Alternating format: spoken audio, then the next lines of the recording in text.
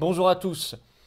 J'ai réalisé un entretien avec Éric Zemmour. Vous allez le voir juste après. Nous avons parlé de différents sujets, notamment les derniers propos polémiques d'Emmanuel Macron sur l'appel à la déconstruction de notre histoire nationale. On va voir ce qu'en pense Éric Zemmour. On a parlé également dans la foulée du bicentenaire de la mort de Napoléon et toutes les polémiques là aussi autour. Nous avons parlé de la crise Covid, pourquoi cette faiblesse des contre-pouvoirs. Et puis nous avons parlé de la nation, du rôle de la nation notamment dans les crises.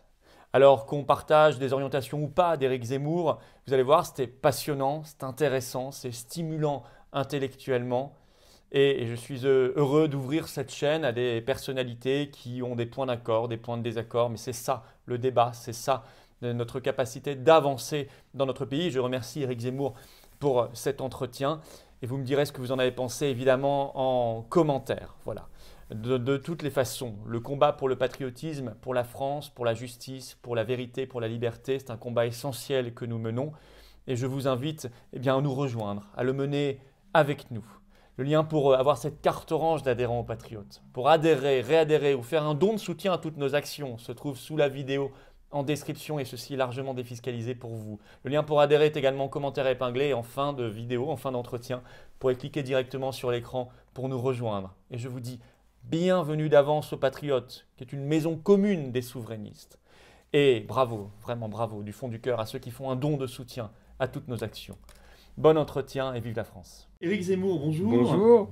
Merci de répondre sur cette chaîne YouTube à quelques questions. Toujours un plaisir. Merci. Et un honneur pour nous. Alors, je vais commencer par de l'actualité chaude. C'est une interview qui a pas mal fait parler, Oui. celle d'Emmanuel Macron sur CBS, une chaîne américaine. Enfin, même s'il était en fait en duplex depuis l'Elysée, il a d'ailleurs répondu en anglais. C'était le 18 avril. Et il a sorti là, quelque chose qui a quand même fait un peu polémique et qui a surpris un peu ou pas. À une question de la journaliste américaine sur la lutte contre le racisme et les discriminations, il a répondu que pour mener ce combat vital, essentiel, il fallait, je cite, déconstruire notre histoire. Et là, moi, j'ai tout de suite pensé à Éric Zemmour. Je me suis dit, tiens, c'est intéressant, j'aimerais bien savoir ce qu'il en pense. Voilà, donc ma première question, c'est qu'est-ce que vous pensez de cette expression? Est-ce que ça vous a surpris? Et est-ce que, à votre avis, c'est le rôle, c'est ce qu'on attend d'un président de la République? Ça, c'est plusieurs choses, plusieurs questions. Ouais. La première question, il faut bien expliquer ce que ça signifie. Et vous avez raison de penser à moi, parce que, en fait, dans mon livre Le suicide français, c'est ça que j'ai essayé de raconter et d'expliquer. Comment on avait déconstruit le pays, la France et l'histoire de France. Déconstruire l'histoire de France, ça veut dire, en vérité, la détruire. Mais d'abord, on la déconstruit, c'est le préalable, c'est-à-dire qu'on montre qu'en fait, la grande idée de la déconstruction, c'est rien n'est réel. Rien n'est jamais vraiment arrivé. On a inventé. Tout ça est fabriqué, tout ça est factice pour soutenir des gens qui vous ont dominé, vraiment. Alors il y a des dominants et des dominés. Les hommes blancs sont les dominants. Et puis les femmes, les gens de couleur, les gens des colonies, les homosexuels sont des dominés. Voilà. Et il faut absolument montrer que toute l'histoire de France a été inventée, mais je dis bien inventée, que tout est faux, pour permettre aux dominants d'imposer leur domination sur les dominés. C'est ça l'idée profonde de la déconstruction. Et donc, qui est une idée folle en vérité, mais bon, ça c'est une autre discussion. Mais quand Emmanuel Macron reprend cette terminologie, ça veut dire qu'il se coule, qu'il se place dans le cadre de cette volonté et de cette idéologie qui dit l'histoire de France n'a jamais existé, elle est inventée pour les raisons que je vous ai dites, et donc il faut en inventer une autre qui va plaire à toutes les minorités qui ont été assujetties par les méchants dominants. Et c'est ça qui est fou. Normalement, vous me dites, est-ce qu'on attend ça du rôle du président? Ouais, justement. Normalement, le président, c'est l'inverse. C'est-à-dire que, vous savez, il y avait une formule que je trouvais magnifique d'Emmanuel Berle qui disait du général de Gaulle, il a déridiculisé la France. Il voulait dire, vous avez bien compris, après 40, l'humiliation suprême. Et donc De Gaulle vient dire, mais non, on a été un grand peuple, et souvenez-vous des croisades, et souvenez-vous des maréchaux d'Empire, et Malraux était le spécialiste de ça. Vous voyez, c'est exactement l'inverse. C'est le président comme grand instituteur national, comme grand prêtre du roman national, pour redonner de l'orgueil à la France. Et là, lui, c'est l'inverse. C'est-à-dire le grand déconstructeur national pour humilier les Français et pour leur dire, votre histoire, elle est inventée, ça n'a jamais existé. Tout ça, c'est du baratin. Vous voyez, c'est un mythe, au sens exact du terme. Quand on déconstruit l'histoire, on déconstruit le pays. Mais bien sûr. La nation. Surtout dans un pays comme la France. Surtout dans un pays comme la France, bien sûr. Dans un pays comme la France qui est, vous le savez très bien, forgé au fur et à mesure des siècles. Les rois prenaient une province, deux provinces, trois provinces. Et puis tous ces gens qui n'étaient pas ensemble, on leur a dit, voilà, vous avez une histoire glorieuse ensemble, donc vous restez ensemble. À partir du moment où on leur dit, vous n'avez pas une histoire glorieuse, et puis en fait la vérité c'est que vous n'avez même pas d'histoire du tout, que tout ça est inventé, il n'y a aucune raison de rester ensemble, quoi. Donc on retrouve le Macron il n'y a pas de culture française. Il n'y a pas de culture française, la colonisation est un crime contre l'humanité. Ce qui est très intéressant d'ailleurs parce que... Il est très cohérent avec lui-même. Exactement. Mais il a essayé... C'est même curieux parce que... Ou alors, il est naïf et il croit que ce qui est dit aux États-Unis ne sera pas dit, ne sera pas compris en France. Parce qu'après tout, on peut... Enfin, même ce qui est dit en France en anglais, en fait. Parce oui, il était même à l'Élysée. Pardon. Mais quand on parle anglais, on est plein. Exactement. Ce qui est diffusé aux États-Unis, on peut se dire, c'est un gros malin, il fait plaisir à la pensée woke américaine pour qu'ils arrêtent de nous insulter dans leurs journaux. Mais je pense que c'est même pas ça, parce qu'il ne peut pas ne pas savoir qu'on va le savoir, si on veut dire. Bon. Ou alors, comme vous dites, c'est sa pensée profonde, et quand il parle en anglais, il oublie... Il y a moins de filtres. Ouais, c'est ça. Ouais. Il oublie les mécanismes tactiques de la vie politique française. C'est un mystère, en tout cas. C'est un mystère, mais c'est inquiétant. C'est quand même à la tête de non, en même temps, c'est vous qui avez raison. Il est cohérent avec lui-même, après tout. Il faut croire que c'est ça, lui, si j'ose dire. Qu'il est ça. Qu'il est ça, voilà. Qu'il est ça. Alors, justement, j'enchaîne. Oui. Donc, Napoléon, dont on doit... le 5 mai prochain...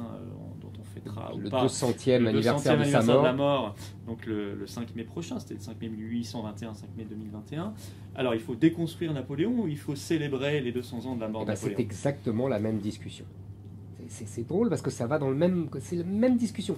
Vous savez, Stendhal dit dans une biographie de Napoléon qui est, je ne sais pas pourquoi, oubliée aujourd'hui. On en connaît quelques-unes, mais celle de Stendhal, alors qu'elle est extraordinaire, il dit quelque chose à un moment, il dit « Les Français du temps de Napoléon avaient un complexe de supériorité.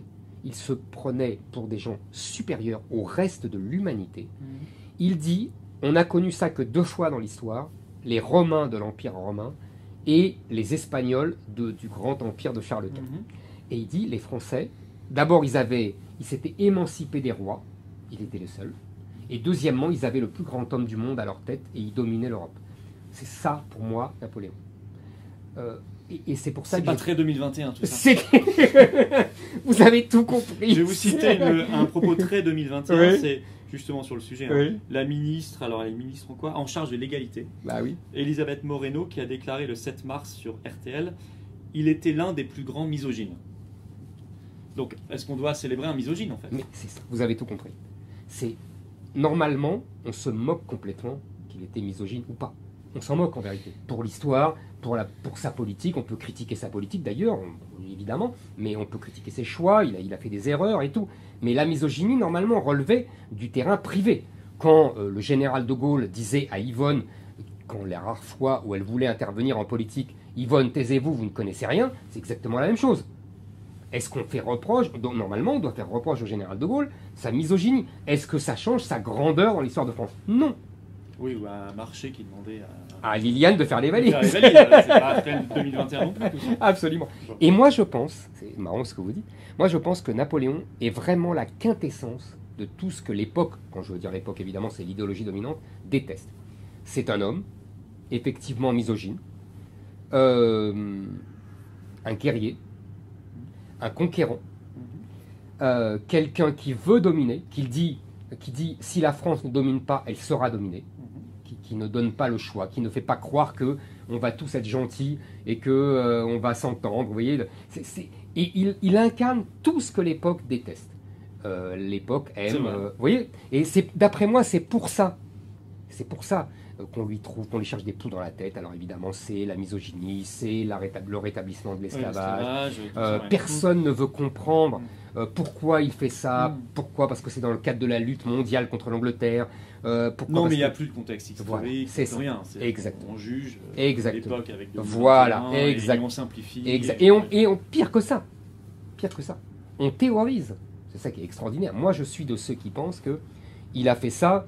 C'était une décision parmi 1000 qu'il prenait dans la journée et il n'en a pas fait, vous voyez, ça ne l'a pas empêché de dormir, comme l'intervention en Russie, ou comme... Enfin, il faut relativiser.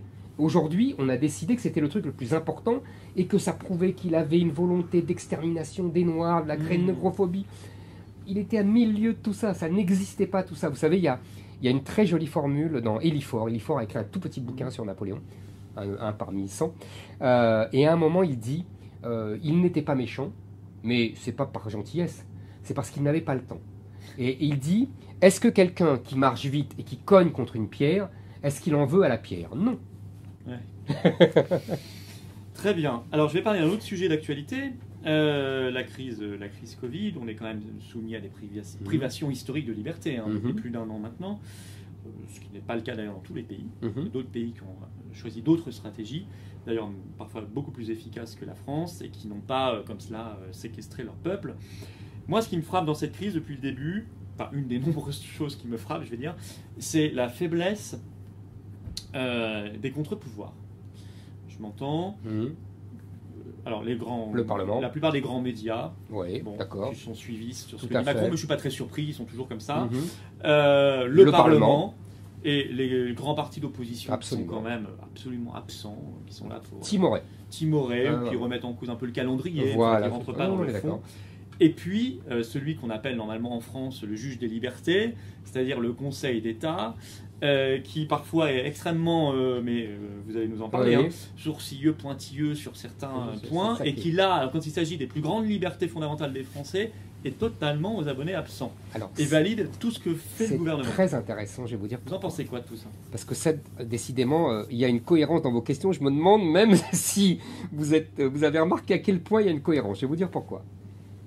Je trouve que dans cette affaire, le Conseil d'État retrouve son rôle originel. Oui, parce que Napoléon, il ne faut pas se leurrer, c'est pas un grand libéral. Donc, il invente le Conseil d'État pour avoir les gens les plus brillants autour de lui, vous connaissez bien sûr, et pour le servir, c'est-à-dire pour renforcer l'État. Vous connaissez l'histoire, vous savez très bien qu'il y avait des conseillers d'État qui partaient tous les jours, où qu'ils soient, jusqu'à Moscou, pour lui faire signer des parapheurs. Bien sûr, oui. Et donc c'est pour vous dire que c'était en fait vraiment l'arme de l'État. Et là, on en pense qu'on en veut.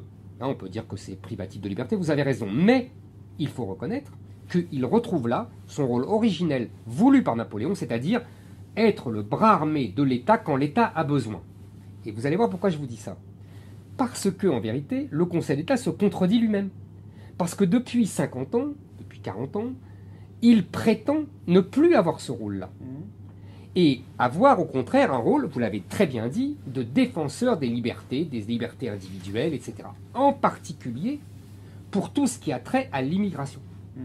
Et vous aurez remarqué que là, sur ce sujet-là, il ne renonce pas à son nouveau rôle.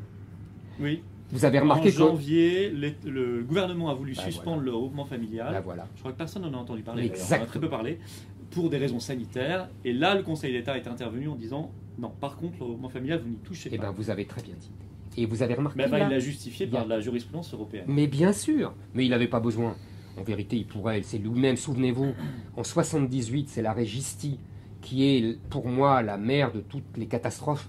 C'est-à-dire que quand Raymond Barre, comprenant très vite. Un des arrêts Gisti, parce qu'il y en a plein. Ah bon, d'accord. Alors 78. Célèbre, oui. Mais celui-là, j'étais encore étudiant. C'est le plus célèbre. Et c'est le plus célèbre parce que je vous assure, pour moi, c'est vraiment la mère de toutes les catastrophes. Parce que si vous voulez, Raymond Barre avait compris que le regroupement familial était en train d'aller transformer la population française, et il a arrêté tout de suite.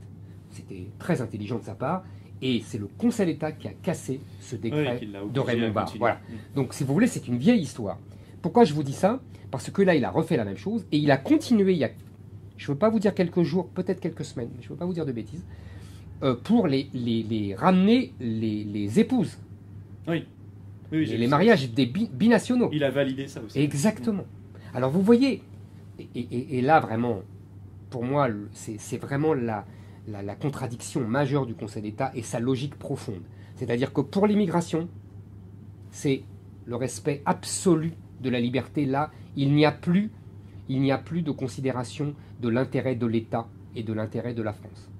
En revanche, on en pense qu'on en veut, on peut estimer que c'est liberticide, mais sur la crise, il entend les arguments de l'État qui lui disent c'est pour l'intérêt général, c'est pour l'État, c'est pour protéger l'État. Jusqu'au bout. Hein. Jusqu'au bout. Et cette contradiction... Même la fermeture des télésièges... Mais absolument. Mais et des si vous voulez, je vous dis, ça a été validé par le Conseil d'État. Dans cette histoire-là, il est napoléonien et ça peut nous agacer, parce qu'on a pris des habitudes, évidemment, de ça nous agace parce qu'on n'a individuelle. plus Napoléon à la tête de l'État, mais Macron, je crois.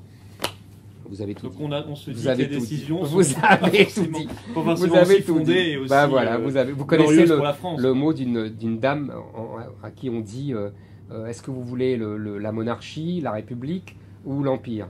Et elle dit oh mais moi je suis pour la monarchie si vous voulez, si le roi c'est Bonaparte. Oui, voilà. Bah oui. Non, mais c'est intéressant. Donc, on n'a pas rebondi sur les partis d'opposition à l'Assemblée. Oh, alors là, non, vraiment. Les grands médias. Oui, non, là, les grands médias, ils sont même le relais. Voilà, c'est ce que j'allais dire. Vraiment le relais de la propagande d'État. Et le Parlement, vous avez raison. Mais ça fait longtemps que le Parlement ne sert plus à rien. Et ça, le général de Gaulle l'a voulu ainsi, il faut être honnête. Et en tout cas, il a voulu arrêter la machine du Parlement qui dominait la vie politique. Oui, bien sûr. Alors on est allé au bout du bout. Et puis alors là, vous pourrez rajouter, et là vous aurez raison, le fait qu'avec Bruxelles, il a perdu le peu de pouvoir qu'il avait, lui avait encore laissé Michel Debré. C'est devenu une question enregistreuse des directives. Exactement. Dernière question, c'est une question sur la nation. Est-ce que, là on est dans une crise quand même, crise Covid, avec plein d'aspects, et puis derrière une crise économique qui arrive, et puis on est dans une crise existentielle, vous en parlez, vous l'écrivez suffisamment, française, historique, donc on est vraiment là en période de grande crise. Est-ce qu'en période de crise, mais je vais revenir à la crise Covid par exemple, est-ce que les crises, c'est le moment qui révèle qu'on a besoin de la nation, ou certains nous disent, ils prennent à l'envers, ils disent mais c'est une crise à dimension mondiale, c'est vrai que l'épidémie elle est mondiale, ou comme on pourrait parler de l'environnement ou d'autres sujets. Donc, il faut y répondre par une gouvernance mondiale. Vous voyez très bien. Vous vous positionnez comment là-dessus? Moi, je vois comment on réagit les gens. Les gens, ils n'ont pas dit « Ouh là là, les Chiliens sont malades, ouh là là, les Brésiliens sont malades, ouh là là, les Australiens sont malades, c'est triste. » En vérité, c'est qu'on a de solidarité que nationale. Ouais. On peut avoir des affections. Moi, par exemple, j'aime les Italiens... comme des frères, donc vous voyez, mais c'est vrai, on peut avoir des directions, on peut dire quand on foot, on aime l'équipe d'Argentine ou l'équipe du Brésil. Moi quand j'étais jeune, j'aimais l'équipe de Hollande parce que je trouvais qu'ils étaient extraordinaires. Vous voyez, on peut avoir ça, c'est évident, mais c'est pas la même chose. Il y a le sentiment de solidarité, il n'est que national. En fait, on le voit bien. Alors on peut dire effectivement c'est une épidémie mondiale, mais en vérité toutes les épidémies ont toujours été mondiales. La grippe espagnole, ça a toujours été mondial. Et on n'a pas dit il faut un gouvernement mondial pour régenter ça. J'avoue que je comprends pas très bien cet argument, ou alors je le comprends trop bien. Moi non plus, je le comprends pas. Non, franchement, c'est pas du tout de la mauvaise foi. Non, je suis d'accord. Je vois pas le rapport. Je crois que c'est un pur sophisme. Moi, exactement. Je pense que c'est un pur sophisme. Peut-être qu'on est de parti pris, on est sûrement de parti pris, mais je pense que c'est un pur sophisme. Et là, on voit bien que, d'ailleurs, ce qui est intéressant, c'est que dans un premier temps, tout le monde a le même réflexe national. Même les Allemands, même... Surtout les Allemands, d'ailleurs. Alors, le couple franco-allemand... Et là, plus personne n'existe. Les Allemands ferment les frontières. Ici, eux, ils n'en parlent jamais. Exactement, je sais. Oui. Mais là, ils en rigolent. Ils ont fermé leurs frontières. Exactement, ils s'en moquent complètement. Ils ont des réflexes nationaux. Oui. Et c'est Emmanuel Macron et peut-être Angela Merkel, je ne sais pas, parce que je ne sais pas quelle est exactement, mais qui essayent de profiter, et qui en profitent d'ailleurs, de cette crise pour faire des espèces de coups, alors à la fois des coups d'État et des coups médiatiques, pour dire, vous voyez, en vérité, à chaque fois qu'il y a une crise, vieille méthode Jean Monnet, on a besoin de plus d'Europe. Alors le pauvre, si j'ose dire, ça se retourne toujours contre lui. Puisque le grand emprunt, son fameux moment hamiltonien dont il rêve, du nom de George Hamilton, est en train. Voilà, d'abord, on n'a toujours pas l'argent, et puis ça va nous coûter plus cher que ça. Voilà, donc bref. Ça s'enlise complètement. Voilà. Même si j'ai vu que quand même, ils ont gagné une bataille avec la cour de Karlsruhe. La cour de Karlsruhe a dit, vous avez vu... la cour de Karlsruhe, elle a dit... Il reste 12 pays. Voilà. Oui, non, ça va être très lent. Bon, bref. Et puis alors le pire, évidemment, c'est même pas ça, ce sont les vaccins, évidemment, où là l'Europe s'est ridiculisée, mais là tout le monde l'a vu. Donc ça ne marche pas, son truc, et effectivement, vous avez raison, mais c'est naturel. Moi, je crois que c'est une erreur de parcours, en fait. On croit, mais c'est ce que je dis, alors je dis souvent ça, parce que ça m'amuse, et je crois que c'est vrai. Je pense qu'on est, et nos élites sont hugoliennes. Vous savez, c'est la fameuse phrase, je la cite souvent, parce que Victor Hugo est souvent pris de lyrisme fou, et là, sa fameuse phrase c'est demain les Russes, les Anglais, les Français, les Italiens seront comme les Auvergnats, les Bretons, les Corésiens, que sais-je encore, et ils feront une même nation. Ben, moi je pense qu'en fait ça n'arrivera jamais. On peut le regretter, après tout, pourquoi pas. Moi qui suis napoléonien, je pense d'ailleurs que l'empire napoléonien aurait pu devenir la France. C'est-à-dire qu'on aurait pu assimiler les Italiens du Nord, les Allemands rhénans, vous voyez, cette région-là, les Belges. Je pense que ça aurait fait des Français parfaits. Je dis toujours ça, je ne vois pas la différence entre Cologne et Strasbourg, par exemple. Vous voyez, ou entre Milan et Nice. Honnêtement, vous n'en trouverez pas beaucoup. Donc ça aurait pu faire, vous voyez, une grande France. Mais au-delà de ça, je pense que c'est impossible, parce que d'abord, il n'y a plus d'État central qui assimile. L'État français du 19e siècle, de Napoléon jusqu'à... on peut dire, jusqu'à Jaurès, vous voyez, ou jusqu'à Blum même, honnêtement, il assimile férocement, et donc il est très efficacement, pour le meilleur, vraiment le meilleur de notre histoire, et pour le reste, il n'y a pas ça, Bruxelles ne fera jamais ça, donc. Et deuxièmement, les histoires sont trop différentes, quoi. C'est la fameuse phrase de Gaulle, on ne fait pas d'omelette avec des œufs durs. Bien sûr. Je pense qu'elle reste d'actualité. Ils veulent forcer le destin. C'est très étonnant, mais ça nous ramène à votre première question. À la première question, c'est ce que j'étais en train de penser. Ouais. Pour y arriver, il faut essayer de déconstruire l'histoire, exactement. Et là, ça devient ce qu'on appelle une catastrophe. Parce qu'on ne peut pas jouer comme ça avec la réalité. En tout cas, ça provoque des réactions vives. Moi, je pense d'ailleurs que je suis tout à fait... j'ai observé, et en plus, je ne partage pas ça. Je n'ai pas de haine particulière pour Macron. Et je vois que je suis souvent en décalage avec beaucoup de gens. Et je suis vraiment, je dis ça sans ironie aucune. Moi, j'essaye d'avoir un jugement, vous voyez, politique le plus réaliste possible. Et je constate que mon manque de haine est suspect. Non, mais je vous assure, il est haï. Et je pense qu'il y a de ça là-dedans. C'est-à-dire que je pense que les gens, intuitivement, ont décelé sa volonté comme ça, de déconstruire, comme il dit, la nation, et que ça les révulse. Oui, ça doit être vrai, certainement. D'autant qu'ils ne s'en cachent pas, en réalité. Ah, c'est ça. Ils peuvent avoir de l'intuition pour le comprendre, et il suffit aussi de l'écouter, notamment quand il parle en anglais. Il comprend en anglais. Oui, il devrait nous parler en anglais, en fait. Il devrait nous parler en anglais tout le temps, comme ça on verrait son projet réel. Bon, merci beaucoup, Éric. Merci à vous.